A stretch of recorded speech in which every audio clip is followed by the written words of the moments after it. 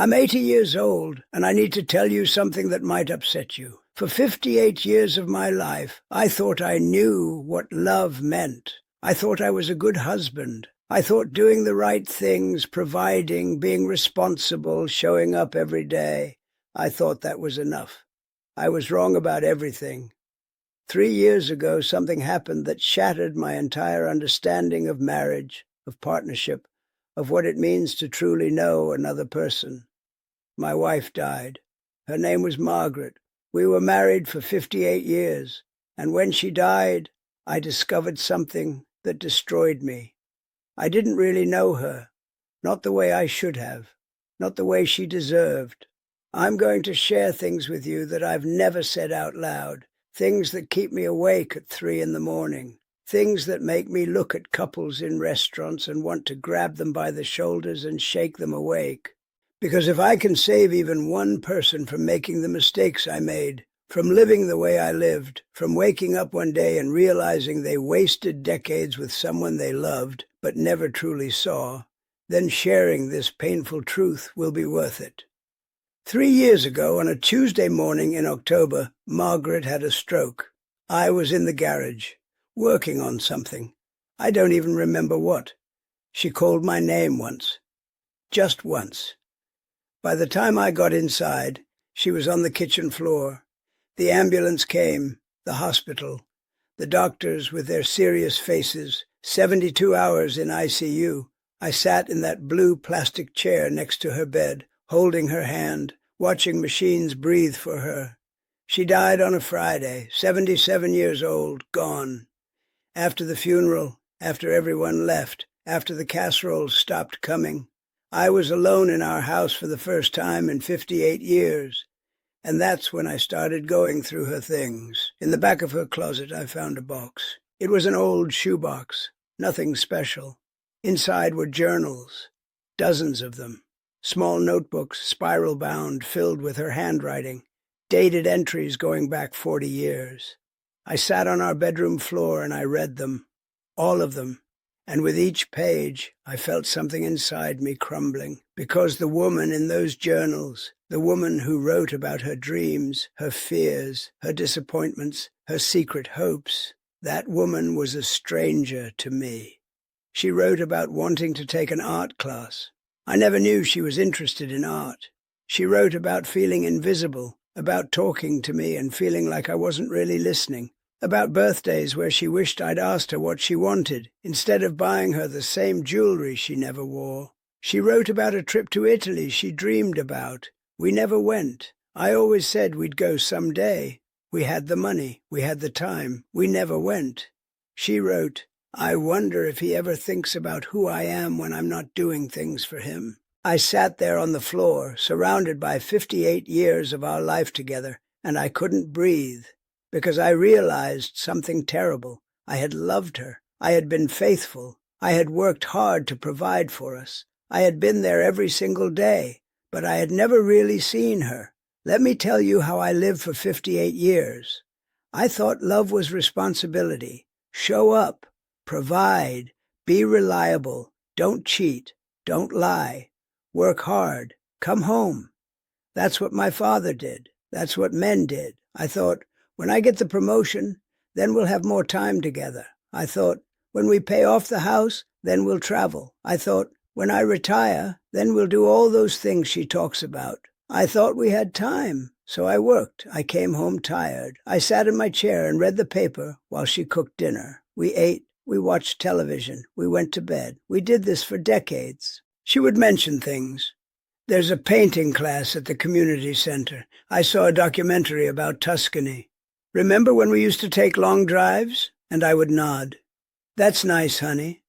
Maybe someday. We'll see. And I'd go back to my paper. At 35, something shifted in her. I could feel it. She seemed restless. She suggested marriage counseling once. I laughed it off. We don't need that. We're fine. So she stopped suggesting things. At 45, our kids were grown. She had more free time. She joined a book club, started going to church events without me, made her own life. I thought that was good. She's keeping busy, I told myself. At 55, I retired. Finally, time to travel, I thought. Time to do those things we'd talked about. But when I brought it up, she just looked at me. "Where do you want to go?" I asked. "I don't know anymore," she said. I didn't understand what she meant. So we stayed home. I worked on projects in the garage. She tended her garden. We lived in the same house, ate meals together, slept in the same bed. But we had stopped really talking years before. I looked in the mirror one day at 75 and saw an old man. I looked at Margaret and saw an old woman. When did we get old? When did time pass? I had the house. I had the retirement savings. I had the respect of my children. But I didn't have a real marriage. I had a 58-year-long arrangement. Let me tell you the biggest lie you're probably telling yourself right now. I have time. I'll pay more attention later. When things calm down, I'll really connect with my spouse. We'll do those things someday. Let me save you 58 years of regret with one simple truth. That day never comes. Here's something nobody tells you when you're young. Marriage isn't about being in the same house. It's not about decades together. It's not about staying faithful or splitting bills or raising kids together. Those things matter, but they're not enough. Marriage is about truly seeing another person, knowing them, not who you think they are, not who they were when you met them, but who they're becoming, who they are today. And I failed at that completely. I thought I knew Margaret because I'd been married to her for 58 years, but I didn't know her favorite color had changed. I didn't know she'd started loving jazz music. I didn't know she felt invisible. I knew the woman I married at 22. I didn't know the woman who died at 77. We were taught that showing up is enough, that providing is love, that consistency equals intimacy. And it's a lie. A comfortable, terrible lie. I had a friend. His name was Bill. He died 2 years before Margaret. At his funeral, his wife stood up and said something I'll never forget. She said, "Bill was a good man. He was dependable. He was always there." She paused. "But I wish he had really been there. I wish he had asked me questions. I wish he had wanted to know me." She was crying. "I was lonely for 40 years. Is that the legacy you want? You know what keeps me up at night? The trip to Italy we never took. She mentioned it for 30 years. 30 years. Maybe we could go to Tuscany. I'd love to see the art in Florence. Someday, let's go to Rome. We had the money. We had the time. I just never made it a priority. The conversations we never had. Real conversations. Not, how was your day, while I'm reading the paper, not what's for dinner, but sitting across from each other and asking, what are you thinking about? What do you want? What scares you? What makes you happy? I can count on one hand how many times I asked her those questions in 58 years. The art class she wanted to take. She mentioned it twice. I said, "That's nice, honey," and went back to watching television. She never mentioned it again, but it was in her journals. Pages and pages about wanting to learn to paint, about colors she loved, about images in her mind she wanted to create. She never took that class.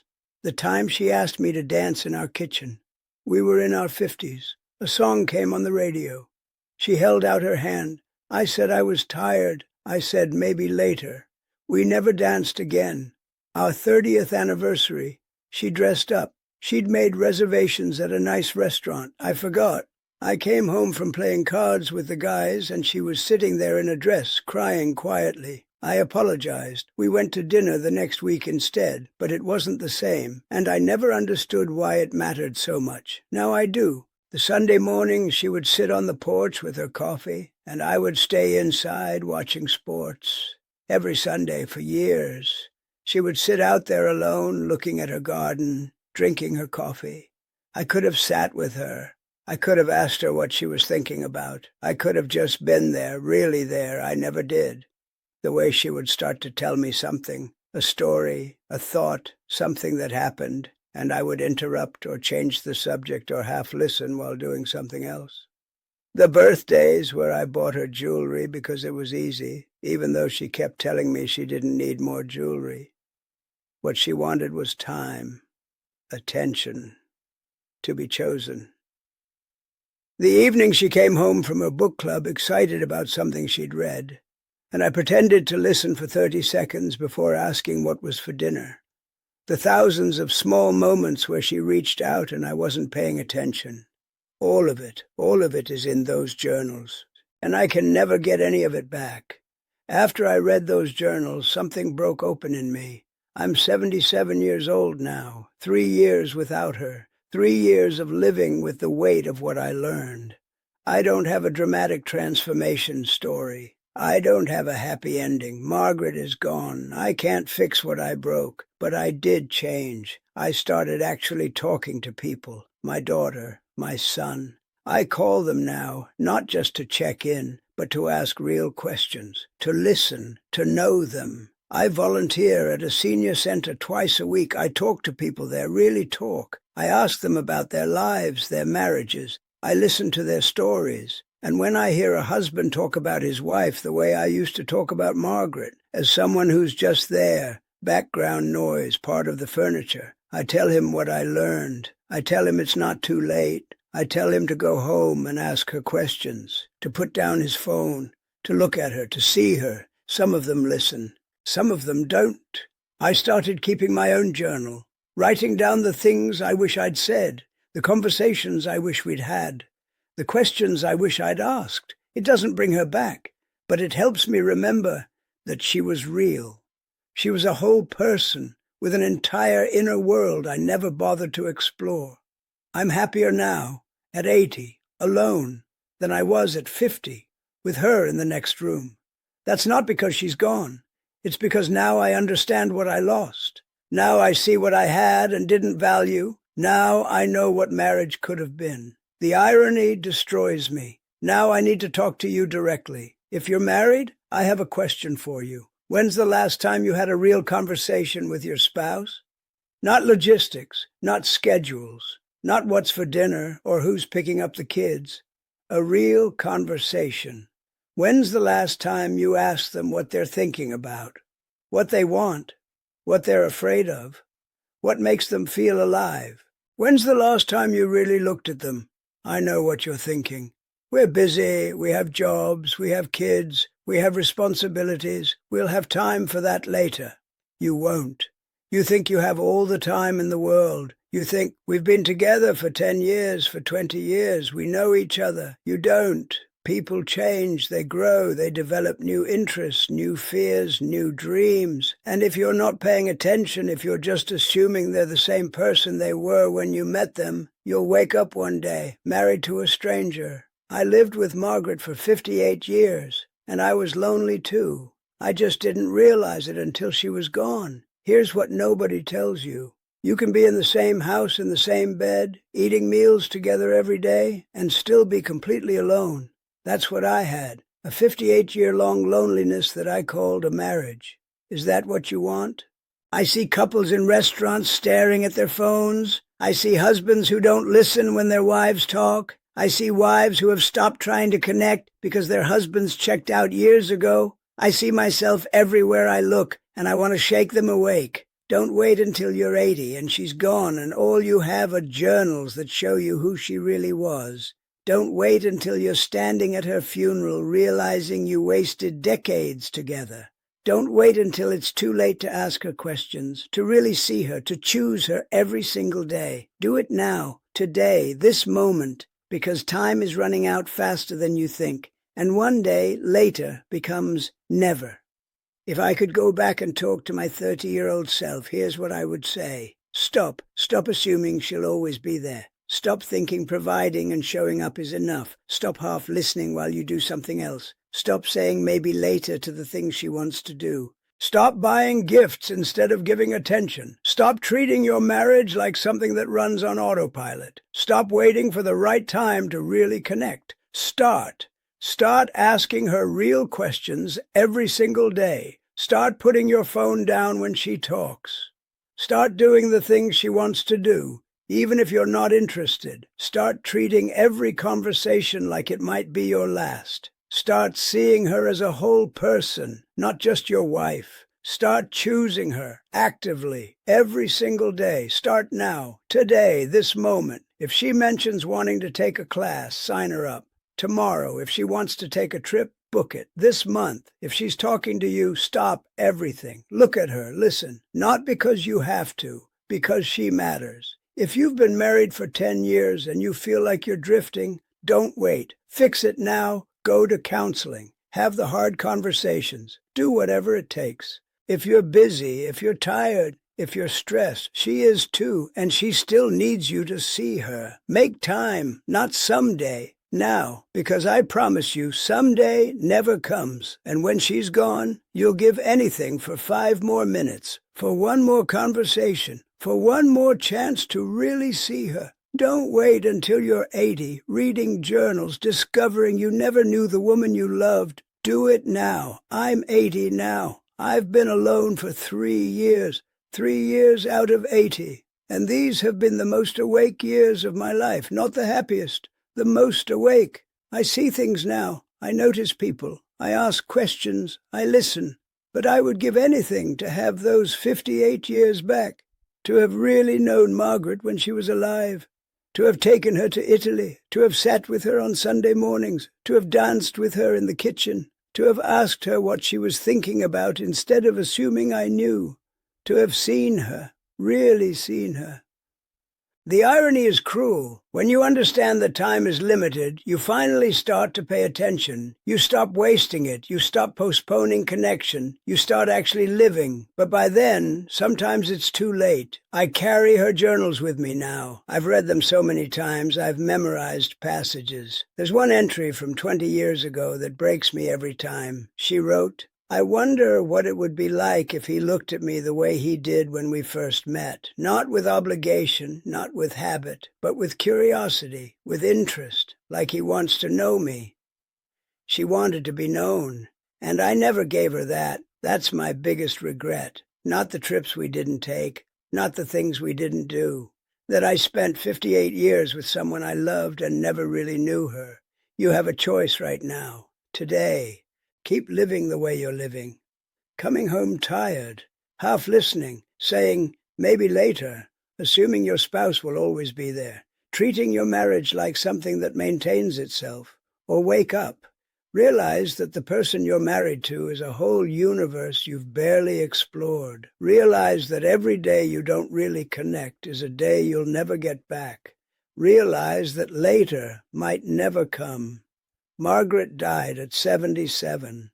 I thought we had at least another 10 years, maybe 15. We didn't, and now all I have are journals written by a woman I never really knew. Don't let that be your story. The permission is granted. Go home tonight and talk to your spouse. Really talk. Ask them questions. Listen to their answers. See them. The clock is ticking for all of us. What are you going to do with your time? If this resonates with you, I hope you'll share it. Not for me, but for every person who needs to hear this, for every couple who's drifting, for every spouse who's lonely in their marriage. Subscribe, because I have more truths to share, and not much time left. Leave a comment. Tell me about your marriage. Tell me what you're going to do differently tonight. I read every comment, and I'd love to hear your stories. Thank you for listening to an old man's regrets. Your time with the people you love is precious. Don't waste it the way I did.